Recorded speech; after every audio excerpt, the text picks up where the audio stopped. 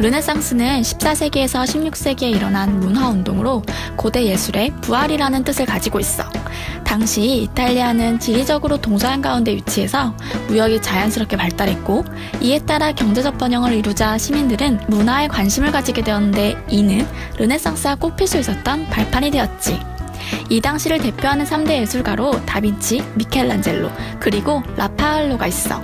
그중 다빈치는 조각, 건축, 미술, 수학, 과학, 음악, 철학 등 전범위에서 활약했던 천재 중의 천재였어. 특히 그는 사람의 몸에 관심이 많았는데 사람과 동물의 시체를 해부하여 인간의 몸을 탐구했고, 그가 남긴 해부도는 의학 발전에 큰 기여를 했지.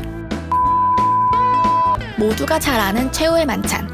예수가 십자가에서 죽기 전날 12제자와 만찬을 나누는 모습을 그린 다빈치의 대표작이야. 최후의 만찬은 수도원 식당 벽 위에 그려졌는데, 밥을 먹는 수도승이 어느 자리에 있든 예수가 가장 잘 보이게 그려놓았어.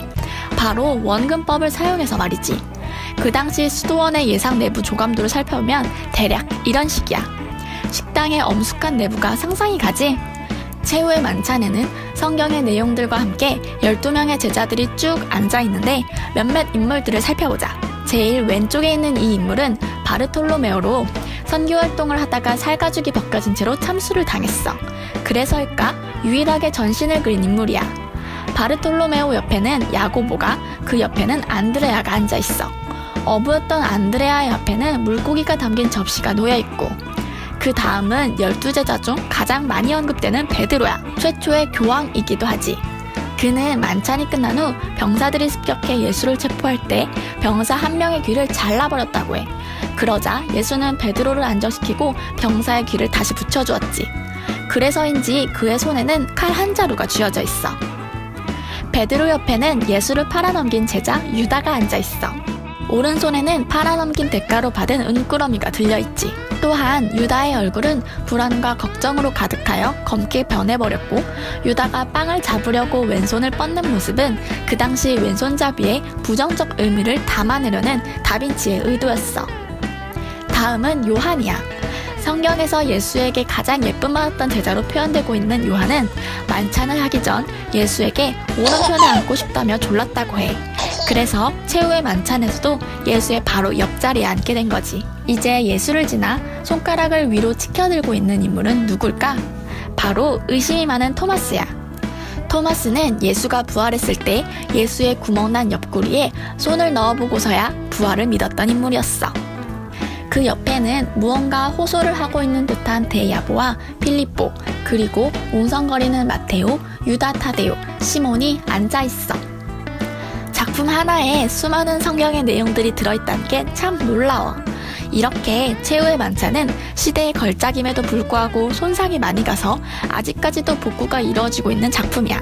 그것도 그럴 것이 작품의 식당에 있어서 따스한 연기에 계속 노출되었던 점과 전쟁으로 인해 수도원이 폭파되었던 점, 그리고 그림을 그리는 방식 때문인데, 이 그림은 프레스코세코라는 기법으로 그려졌어.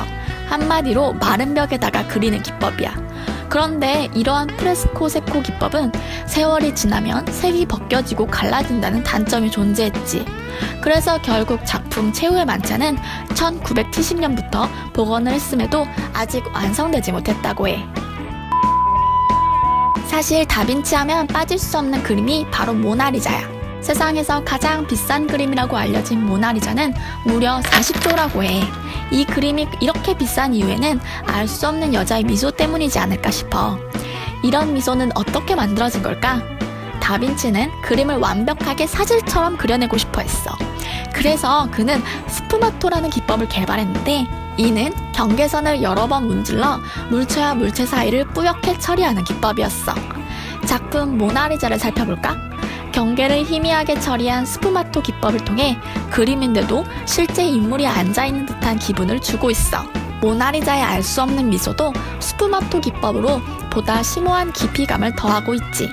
모나리자가 눈썹이 없는 이유로 눈썹 자체가 선이 두드러지기 때문에 스푸마토의 기법에 적절하지 않아 일부러 없앴다는 설도 존재해. 여기서 하나 더. 모나리자에 나오는 여자는 누구일까? 여러 개의 설이 존재하는데, 하나는 피렌체 조콘다의 아내라는 설이야. 그러나 조콘다의 아내임을 뒷받침해주는 자료가 미술가 열전을 쓴 바사리의 기록 외에는 없어. 물론 다빈치 자신의 기록도 없었고, 두 번째로는 모나리자가 다빈치의 자화상이다라는 설이야. 1992년 미국에서 컴퓨터 기술을 이용해 모나리자와 다빈치의 자화상을 합성한 결과 놀랍도록 일치했다는 게 그 이유지. 그러나 이 역시 추측일 뿐 자료가 없어서 설로만 존재하고 있어. 다빈치의 그림은 너무나 유명하지만 후대에 테러나 손상을 많이 받은 작품이기도 해. 예를 들어 최후의 만찬의 경우 보건가에게 의해 더욱 손상을 당하기도 했고, 모나리자 같은 경우엔 숱한 테러 때문에 현재 방탄유리에 덮여있지. 멋진 작품을 만드는 만큼 작품을 지키는 일 또한 매우 중요한 것 같아. 그럼 지금까지 핑거프린트였습니다.